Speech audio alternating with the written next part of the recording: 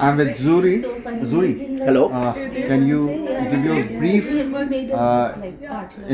introduction, please? Okay. My name is Suri from California. I am international humanitarian and an educator in Los Angeles. I teach urban farming. My question is that what is the relevance of UN when war is going on continuous and he cannot do anything? Basically, UN cannot play any role for peace. So, what is the relevance of UN? Right. Yeah, it's a very complicated question. It's something that I have asked myself many years. When I was, I guess, when I didn't know much of the UN, I always I guess I always envisioned the UN being this institution that was independent, that it was not affiliated with any political parties or government or agencies. But as I discovered that the UN receives a lot of funding from a lot of countries, so I think it makes it very difficult for the UN to take a stand or any issues, because if the funding is coming from the dominant party, I think they have to abide to the rules that that country has given them. Basically, country has own each issues. I believe so, yes. So to answer your question, the role of the UN, I think, well, they definitely can improve and do better, but I think what they have done right now... Can we say UN doesn't have teeth? They don't, yes. They need teeth. They need to grow more teeth. Yes, exactly. They need to grow teeth. And there is a need to do something about that.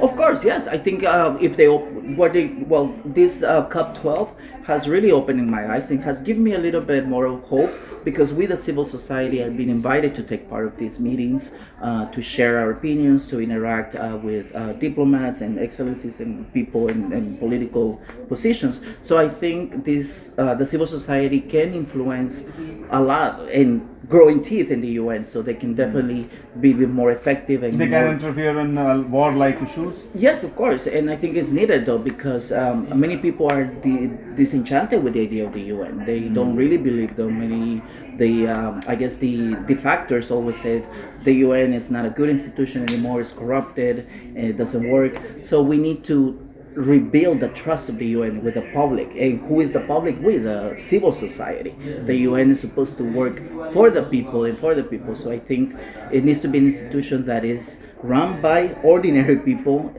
perhaps try to find a way that is not heavily involved with political funding, if that makes sense. Perhaps it has to go a little bit more grassroots and have a little bit more of autonomy, as opposed to be dependent on those parties. So I think there is a lot of room to improve, definitely. But us as a civil society, now that we are being invited to take these spaces, it's our job to push our policy and what we want, for them to do for us. So, as per your opinion, what is the improvement needed for UN?